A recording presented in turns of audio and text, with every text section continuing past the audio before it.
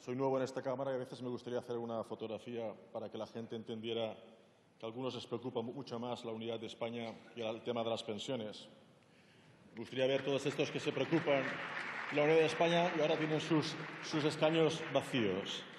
Dicho esto, a la espera de la Constitución catalana que deberá aprobarse en referéndum y en caso de dar a la ciudadanía catalana un sí, entraríamos en una negociación bilateral por el reparto de los activos y pasivos de la Seguridad Social en Cataluña y el Fondo de Reserva. A la espera de este momento, como republicanos, de izquierdas, internacionalistas, siempre sumaremos nuestros votos a favor de los intereses de las clases trabajadoras de los diferentes pueblos. Por ello, daremos un sí a la propuesta del Grupo Socialista, a recuperar el consenso necesario, así como a todas las medidas necesarias dirigidas a asegurar las pensiones dignas y fortalecer la viabilidad del sistema público, el único sistema, el público, en el que nosotros creemos. Pero es un sí crítico y a la vez escéptico, muy escéptico, pues más que el Pacto de Toledo, lo que hace falta es un gobierno de izquierdas, que sí que suma, por cierto, señor Sánchez, aunque usted no esté, sí que suma, y lo van a ver quizás en esta votación.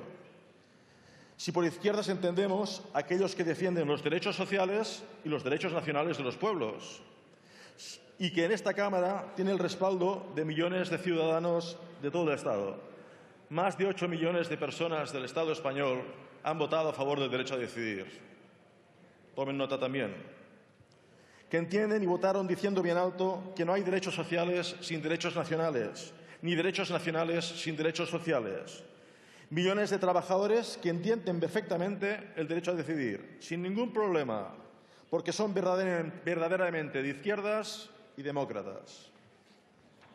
Y es un sí crítico a la propuesta presentada y escéptico, como decía, porque solo verdaderas y valientes políticas de izquierdas contra la dictadura de la Troika pueden salvar nuestro salario diferido, que son las pensiones.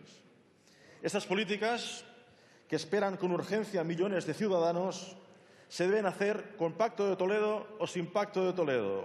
Y digo esto de con o sin pacto porque quiero recordar que las últimas reformas se han hecho, tanto con el señor Zapatero como con el señor Rajoy, se han hecho sin pacto. Reformas que han ido en contra de los trabajadores al aumentar la edad de jubilación, al permitir la pérdida del poder adquisitivo de nuestros pensionistas.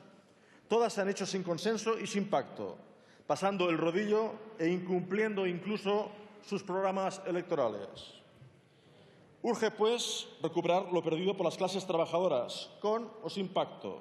Y esto solo depende de la coherencia de quienes se llaman representantes de las clases trabajadoras. Depende de la mayoría de los elegidos por los trabajadores dejar de financiar lo que se ha hecho durante años. Reducciones de cuotas a la Seguridad Social por parte de los empresarios, hasta 3.000 millones de euros al año. Volver a situar la edad de jubilación en 65 años y derogar las sucesivas reformas que le impusieron en 67.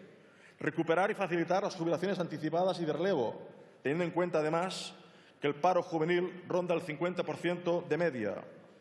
Dejar de saquear el Fondo de Reserva, la hucha de las pensiones.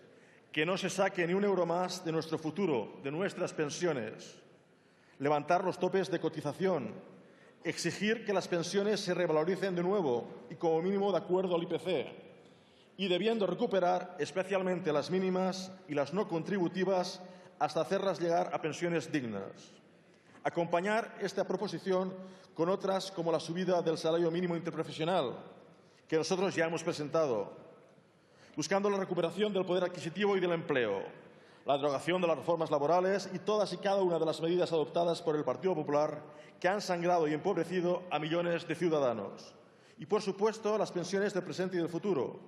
Es necesaria una batería de políticas para reconstituir las relaciones laborales, sobre todo las de sus sectores más empobrecidos, como son los pensionistas, los que no pueden trabajar por edad, por enfermedad, que requieren no solo recuperar el poder adquisitivo, sino garantizar su sanidad, calidad pública y gratuita. En resumen, y con esto acabo, urge recomponer una legislación que devuelva a los trabajadores sus derechos.